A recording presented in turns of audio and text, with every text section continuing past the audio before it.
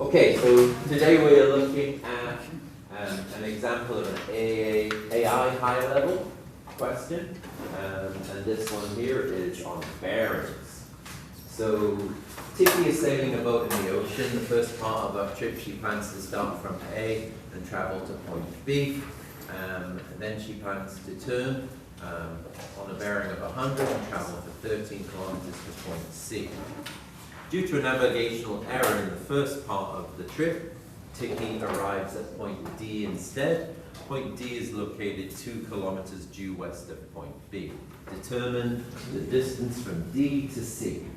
So first up, what we're going to do is we are going to draw for A or I. We're going to draw the triangle. We have a triangle looking like this. Here's our triangle. This is 2 kilometers. Here is D. Here is D. Here is C. Here is 13. We're told that this is 100, the bearing of 100. So we need to try and get that angle inside the triangle. So if we just continue this line straight down there like this, this means that this distance here is going to be 180 minus 100. So it's going to give us 80. We can also see, so our triangle is coming down like this one, we can see that this angle here is 90. So angle DBC is equal to 90 plus 80. So this is 170 degrees. Next we need to find the length of this. So if this is known to be 170, we need to find this length here. So we can use the cosine. X squared is equal to 2 squared plus 13 squared minus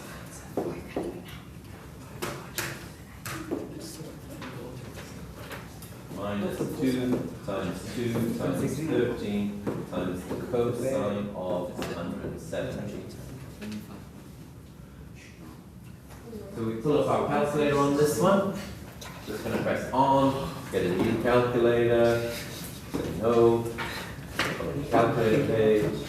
And we want to take the square root then of 2 squared plus 13 squared minus 2 times 2 times 13 times cosine of 170. So I think it came up.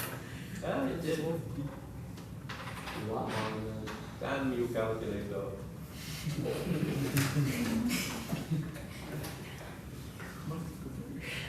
Okay, we'll put that in and then take the square root of that.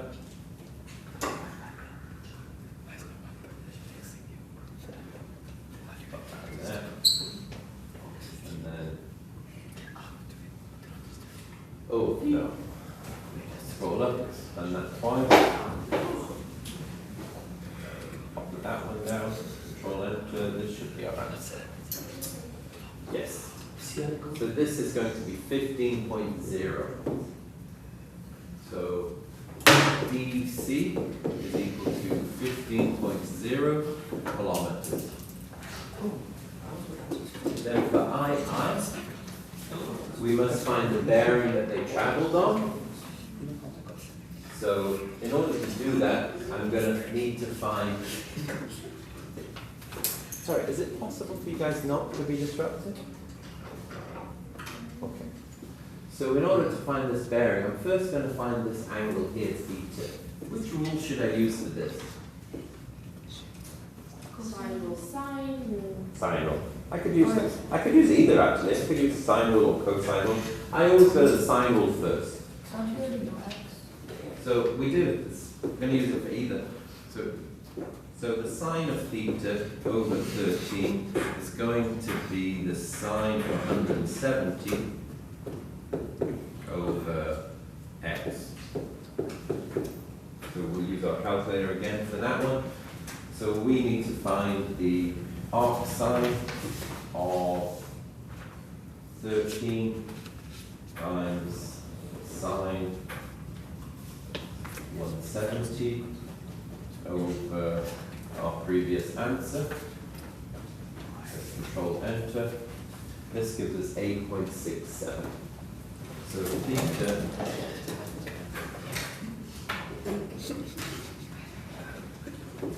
theta is 8.67. This implies the bearing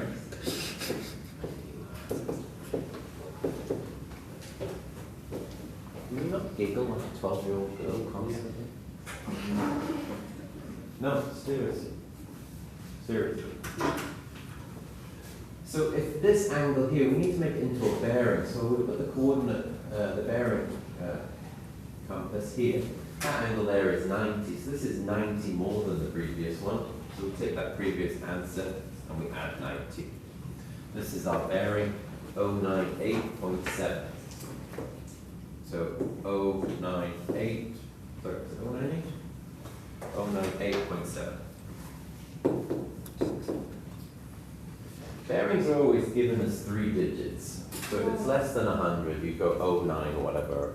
But as we have to answer with 3 significant figures, I'm going to include the 0.7. For a former question, we do the method wrong, but we get the answer, is that 1 mark out of 4? For any math exam, if you get the correct answer, but your method is incorrect for some reason, it doesn't lead to this answer, by chance you're getting it. Don't know how you would for that one necessarily, you don't get the marks.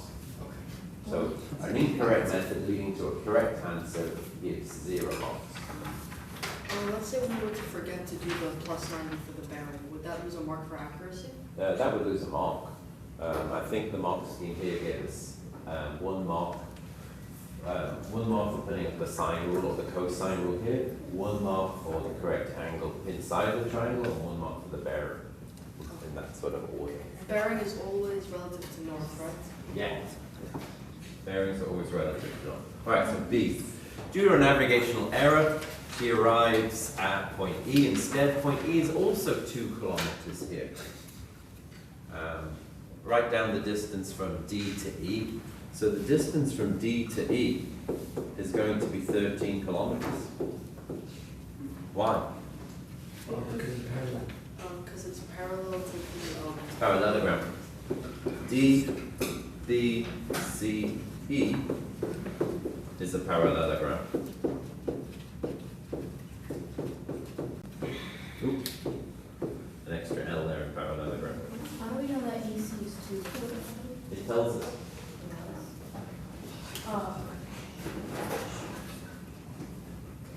Okay. So for our next one, this one's working with transformations. See if I can some difficulties by zooming here. Okay, so the function f is given as 4 ln 2x minus 3. So for us on this one, we're not familiar at this point with logarithms, but it doesn't matter, it's a function. So we're treating this in terms of general transformations. So transformations in a general sense, and we can calculate a work in a general sense, and we should still be able to manage to use a function we've not seen before, because it's just a function. Is ln stuff for Natural logarithms. You can find it on your calculator. It's just L? like treat it like you would square root or any other function. So I don't understand the LM question. Is it just in or out?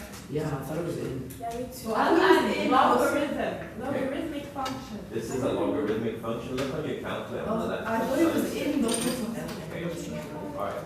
So we're going to treat this like normal transformations. So the graph of the graph of f of x is given. Describe fully the transformations included in the order that they're given in this one. So in this particular case, it doesn't matter in which order we do them, but we have to list them. So I'm not going to rearrange this. So there's 2 correct answers to this one. One correct answer is if we just take them in the order that they're given, or that we can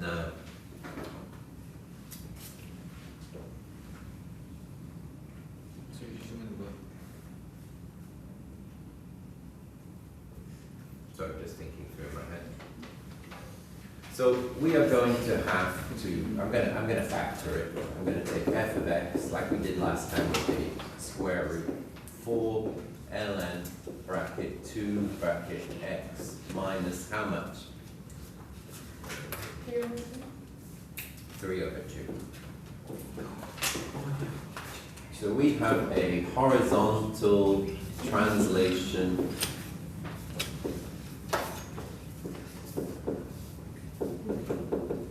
right by 3 over 2. We have a horizontal dilation. What's the factor? 1/2. And then we have a vertical dilation. What's the factor for the vertical dilation? Factor 4. And then we have no vertical translation. Do we need to specify that? No, you don't need to specify that. These are our transformations. This is just in general form. The graph of G is given, and some points are explained to us, but we also have a graph included. We need to find f of G of 2. So we start off finding G of 2. Here's 2. When we go up, we come across and we get 5. So this means we need to find f of 5. So pull up our calculator, and we want 4 times ln 2 times 5 minus 3. Enter. This will give us 4 ln 7. Control Enter. 7.78. 7.78. C, we're told that f of G, f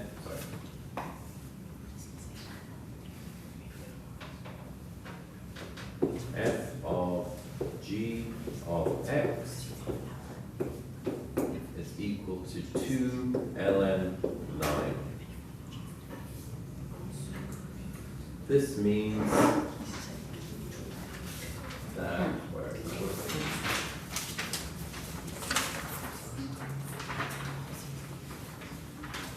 so here on the left-hand side, I'm going to composite the functions. What's the function? It's 4 ln 2. So 4 ln 2 g of x minus 3 is equal to 2 ln 9. Got an equation now in one variable. I'm just going to solve that. So menu, algebra, and solve. 4 times ln bracket 2 times x ln 2x minus 3 close bracket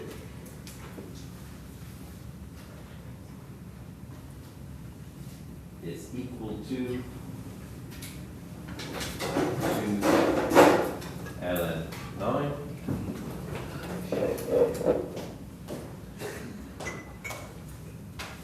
We need to solve this for x. X is equal to 3. So this implies g of x equals 3. If g of x equals 3, we start here at 3, and then we go down.